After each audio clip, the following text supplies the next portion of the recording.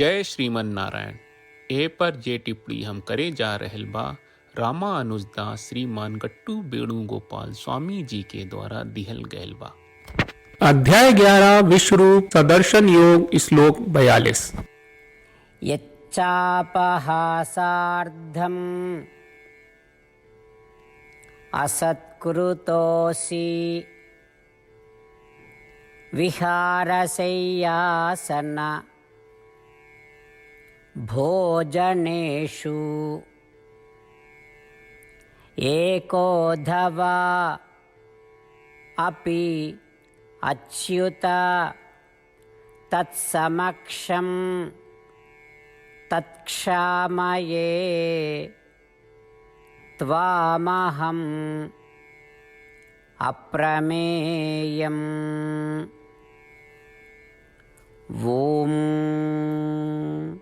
गीताचार्य श्री कृष्ण परमात्मा अर्जुन समेत हमनी सबके विश्वरूप सदर्शन योग के उपदेश दे रहल बानी। ओ क्रम में विश्वरूप के देखला के बाद अर्जुन श्री कृष्ण परमात्मा से प्रार्थना कर रहल बाड़े, हे श्री कृष्ण परमात्मा, जब हम एक साथे चलत बानी, जब हम बैठ के बात करत बानी, जब हम लेट के बात करत बानी, जब हम एक साथे खाइले बानी, जब हम अकेले बानी या जब हम कुछ लोगन के साथ बानी, ता हम मजाक में कई बेर रौरा के अपमानित कहले बानी।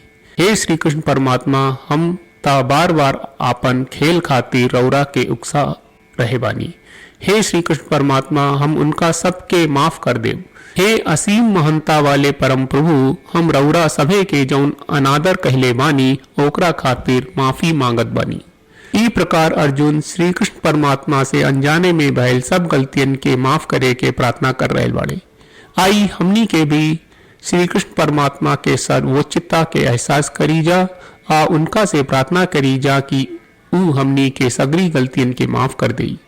श्री कृष्ण परमात्मा श्रीमन नारायण के समर्पण करत आपन जीवन के सार्थक बनावे के कोशिश करत घड़ी अर्जुन के वचन के श्लोक के रूप में दोहरावे के कोशिश करी जा।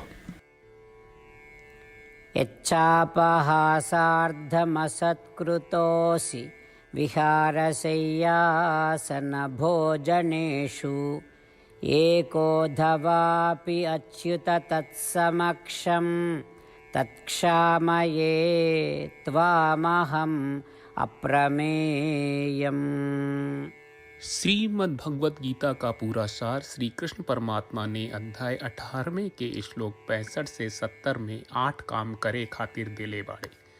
श्री कृष्ण कहले, हम ओ लोगन से प्रेम करनी जो लोग इन 8 बातन के मान तारे। हम ओ भक्तन के हर तरह से रक्षा करब। श्री कृष्ण परमात्मा के द्वारा बोलल गईल संपूर्ण भगवत गीता सुनला के बाद अर्जुन कहले, करिष्ये वचनम त्वा, जेके मतलब बा कृष्ण मैं उही करब जौन आप कही।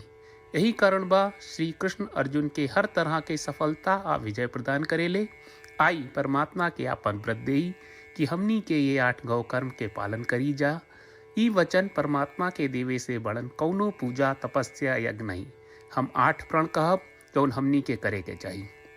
आप सब कृपया इन्हन के आपन दिमाग और दिल में सोची। श्री कृष्ण के आपन वचन देवे के ई तरीका में हमनी सबकी कल्पना करे के चाहिए कि श्री कृष्ण का चेहरा खुशी से चमकत बा और खुशी के एहसास करत बा। जय श्रीमन नारायण। यहाँ हमनी के 8 वादा बा। हमनी के पहला वादा, हे श्रीमन नारायण, आपका निर्देश के मुताबिक हम हमेशा तोहार ध्यान करब और तोहार बारे में सोचब।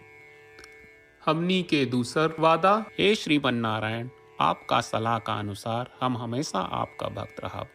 हमनी के तीसर वादा, हे श्रीमन नारायण, हम आपन सब काम तोहरा सेवा के रूप में और तोहरा संतुष्टि खातिर करब।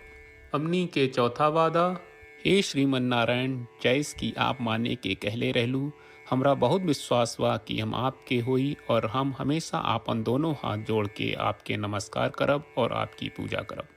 हमनी के पांचवा वादा, हे श्रीमन नारायण, हमरा के तोरा बात माम एकम शरणम ब्रज 1866 याद कहले, जहां आप हमरा के आपन का अर्पित करे का कहा। श्रीमन नारायण, मैं हमेशा तोरे शरण में रहब। हमनी के छठवां वादा, हे श्रीमन नारायण, हमरा के तोहरा बात माँ सुचहा 1866 याद कहले कि आप हमनी के शोक ना करे का आश्वासन दे रहे बड़े, हम अब और शोक ना करब। हमनी के सातवां वादा, हे श्रीमन नारायण, आपने हमरा खातिर श्रीमद् भगवत गीता के वितरण करके हम सबके कृपा कहले और आशीर्वाद दहले बा। हम वादा करत बानी कि रोजाना कम से कम एक श्लोक पढ़ब या सुनब। हमनी के आठवां वादा, हे श्रीमन नारायण, आप गीता के पूरा मानवता तक ले गयलू। हम गीता में आपके दिव्य वचन के उन भक्तन तक पहुँचावे के प्रयास करब जे गीता से अपरिचित बा। हे श्रीमन नारायण, हम उई करब जौन तू करे का कहब। हम ऐसन व्यवहार करब जैसन आप चाहत बानी और हम खाली आपका खातिर काम करब। श्रीमन नारायण के रोज आपन वचन देहल कि हम ओइस करब जैस आप कहत बानी, ई अपने आप में बड़न पूजा बा। श्रीमन नारायण, करशे वचनम त्वा। श्रीमन नारायण, हम तोरे निर्देश के मुताबिक काम करब। सर्वम श्री कृष्ण अर्पणम अस्तु। जय श्रीमन नारायण।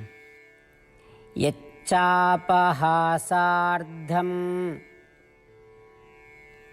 असत्कृतोऽसि विहारशय्यासन भोजनेषु एकोऽथवा अपि अच्युत तत्समक्षं तत्क्षामये त्वामहम् अप्रमेयम्। ॐ यच्चापहासार्धमसत्कृतोऽसि विहारशय्यासनभोजनेषु एकोऽथवापि अच्युत तत्समक्षं तत्क्षामये त्वामहम् अप्रमेयम्।